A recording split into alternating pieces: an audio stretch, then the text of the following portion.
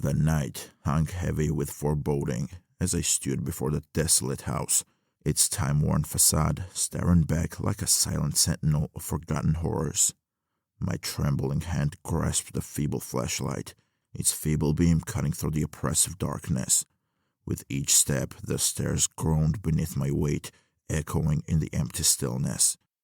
The basement revealed itself in flickering waves of light and shadow. The air clung to me, cold and clammy, carrying with it a sickening scent of decay. My breath hitched, swallowed by the thick, oppressive atmosphere. I was an intruder in a world that had long since been abandoned. As the beam of my flashlight danced across the damp walls, it uncovered grim relics of the past. Cracked and peeling photographs stared back at me, their subjects forever frozen in time, their eyes hollow and accusing. I could feel their silent judgment, as though they knew the horrors that lurked in the depths of this forsaken place. In the corner, a rusty cot stagged under the weight of forgotten memories. The air grew colder, and a chilling breeze brushed against my skin, as if a phantom breath whispered secrets only the walls could hear. Shadows seemed to shift and sway, taking on grotesque forms that twisted my imagination. A sudden sound shattered the silence, a low, guttural moan that seemed to emanate from the very walls themselves. My heart raced, echoing the frantic rhythm of my breath. Every instinct screamed at me to flee, to escape this nightmarish abyss. But something held me rooted to the spot, an insatiable curiosity mingled with an irrational dread. I pressed on, each step an agonizing decision, each inch forward an eternity. The flashlight beam wavered, casting elongated, grotesque shapes that seemed to writhe and contort. My mind played cruel tricks, conjuring faces in the shadows, eyes that bore into my soul with a malevolence beyond comprehension. In the distance, a door stood ajar, its yawning maw an invitation or a warning, I could not tell. With trembling limbs, I approached, compelled by an unseen force that defied reason. As the door swung open, a wretched tableau unfurled before my horrified gaze. Beneath a flickering, feeble light, I beheld a chamber of unspeakable horrors. Rust-streaked implements lay strewn across a blood-stained table, bearing silent witness to unthinkable acts. The walls were edged with desperate pleas, the tortured scrolls of lost souls to madness. I could feel their anguish seeping into my bones, an icy grip that threatened to consume me whole. With a strangled cry, I turned and fled, the darkness clawing at my heels. The stairs groaned in protest, as though the house itself mourned the intrusion. Gasping for air, I burst forth into the night, the cold air a balm to my fevered skin.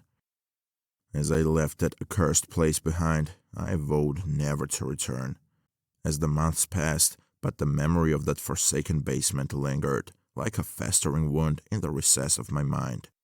Nightmares clawed at my sleep, twisted visions of faces contorted in agony, shadows that whispered unspeakable secrets.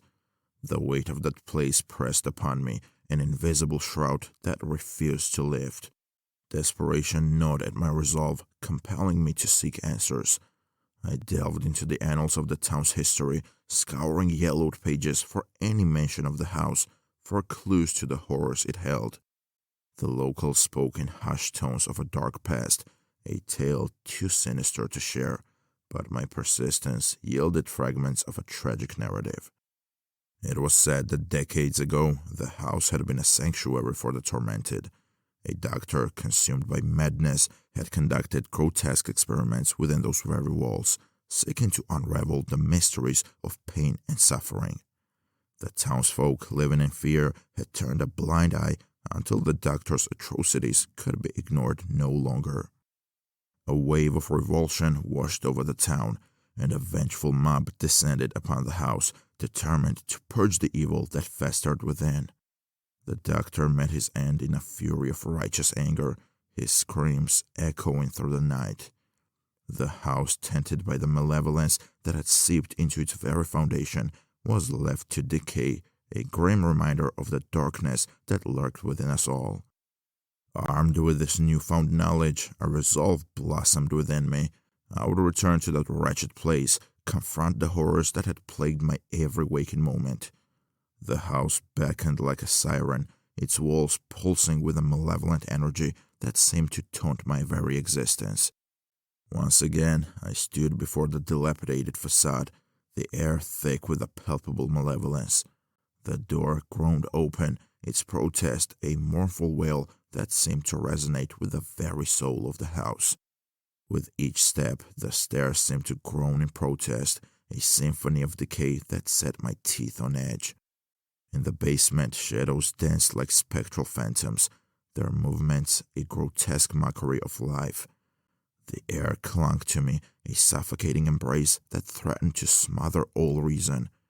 I approached the cot, its presence a silent sentinel to the horrors that had transpired within these walls.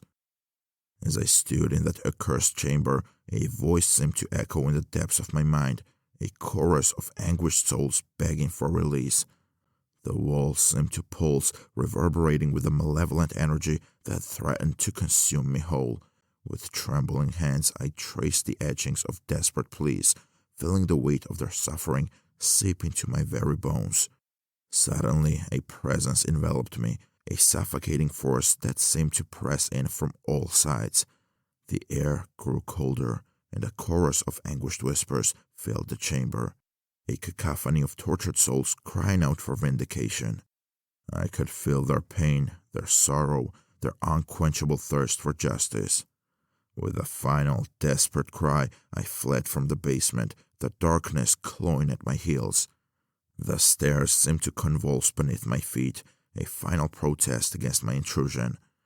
Gasping for air, I burst forth into the night, the cold wind a balm to my fevered skin. As I left that accursed place behind, I knew that the horrors would forever haunt my every waking moment.